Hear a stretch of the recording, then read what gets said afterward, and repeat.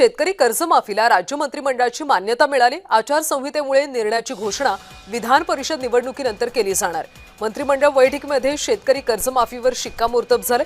शेतकरी कर्जमाफीचा निर्णय घेऊन अंमलबजावणी सुरू करणार असं फडणवीसांनी सांगितलं। आचारसंहितेमुळे शेतकरी कर्जमाफीची घोषणा आता केली जाणार नाही, तर विधान परिषदेच्या निवडणुकीनंतर घोषणा केली जाणार आहे। शेतकरी कर्जमाफीवर मंत्रिमंडळ बैठकीमध्ये शिक्कामोर्तब करण्यात आले। निर्णय घेण्यात आलाय, केवळ औपचारिक घोषणा आता बाकी आहे। फडणवीसांनी ही माहिती दिली। शेतकरी कर्जमाफीचा विषय कॅबिनेटला आहे, मंत्रिमंडळ त्याच्यावर निर्णय घेईल। पण आम्हाला इलेक्शन कमिशननी अट टाकली आहे, जेव्हा आम्ही त्यांना परवानगी मागितली तसं त्यांनी अट टाकली आहे की तुम्ही विषय मंजूर करून पुढची कारवाई करा, पण त्याची घोषणा तुम्हाला करता येणार नाही। त्यामुळे आम्ही आज अधिकृत घोषणा इलेक्शन कमिशनमुळे करू शकत नाही। आज आम्ही निर्णय घेऊ, निर्णयाप्रमाणे कारवाई सुरू करू, इलेक्शन संपल्यानंतर त्याची घोषणा करू। शेतकरी कर्जमाफीला राज्य मंत्रिमंडळाची मान्यता मिळाली आहे। सध्या आचारसंहिता असल्यामुळे निवडणुकीनंतर याची घोषणा केली जाईल। आणि या संदर्भात आपण प्रतिक्रिया घेऊयात। शेतकरी नेते अजित नवले सध्या आपल्यासोबत फोन लाईनवरून जोडले गेलेत।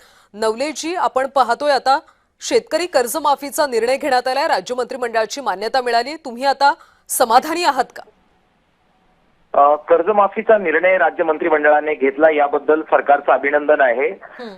नक्कीच ही समाधानाची गोष्ट आहे। मात्र आचारसंहितेचं कारण देऊन याचे डिटेल्स बाहेर सांगण्यास जर नकार दिला जात असेल तर ती मात्र काळजी वाढवणारी गोष्ट आहे।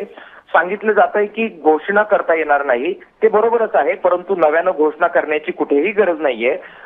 कर्जमाफीची घोषणा सरकारने पूर्वीच केलेली आहे, ही नवी घोषणा नाहीये। त्यामुळे आचारसंहितेला काहीही बाधा येणार नाहीये। सरकारला आम्ही अपील करतोय की त्याच्याबद्दलचे डिटेल्स हे जाहीर केले पाहिजेत।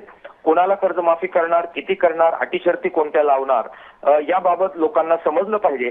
शासनादेश येईपर्यंत 15 दिवस जातील आणि त्यानंतर कर्जमाफीच्या अंमलबजावणीसाठी केवळ 15 दिवस शिल्लक राहतील, कारण 30 जून 2026च्या आत बँकांना आपल्याला याबाबतचे डिटेल्स सांगावे लागणार आहे। ते सांगितले नाही तर नवं कर्ज प्राप्त करण्यासाठी शेतकऱ्यांना अडचणी येऊ शकतात आणि म्हणून डिटेल्स जाहीर करा, ही मागणी या संदर्भात किसान सभेच्या वतीने आम्ही करतो आहोत।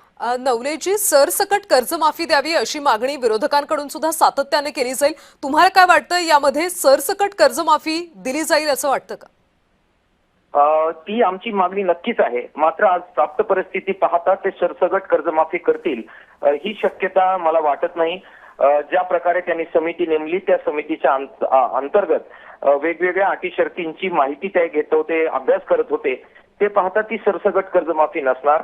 आणि म्हणूनच आम्ही मागणी करतो आहे की हे पडद्याआड ठेवू नका, लोकांना कळू द्या की तुम्ही काय अटी शर्ती लादलेल्या आहेत, त्याचा साकल्यानं विचार जनतेमधून केला जाईल आणि त्यात काही बदल आवश्यक असतील तर विरोधी पक्ष असेल, शेतकरी संघटना असतील, किसान सभा असेल, यांना सरकारशी याबाबत काही चर्चा करता येऊ शकेल। त्यामुळे फार उशीर न करता यातले डिटेल्स हे सरकारने जाहीर केले पाहिजेत। अटी शर्ती जर जाचक असतील तर पुढे तुमची भूमिका काय असेल नवलेजी? हे बघा, आज तर मंत्रिमंडळाने निर्णय घेतलाय, पहिल्याच दिवशी आंदोलनाची भाषा बरी नाही हे आम्हाला पण कळतं, त्यामुळे आज तर आम्ही त्याचं स्वागत करतोय। मात्र याचे डिटेल्स जरूर त्यांनी सांगावेत आणि अधिकाधिक शेतकऱ्यांना त्याचा लाभ व्हावा।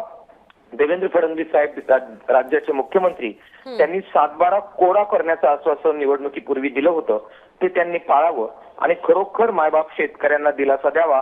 या प्रकारे अटी शर्ती ठरवाव्यात अशीच मागणी आम्ही त्याबाबत करतो आहोत। नक्कीच नवलेजी, त्यामुळे तुमच्या अपेक्षा पूर्ण होतील अशी आमची देखील अपेक्षा आहे। धन्यवाद या सविस्तर प्रतिक्रियेसाठी।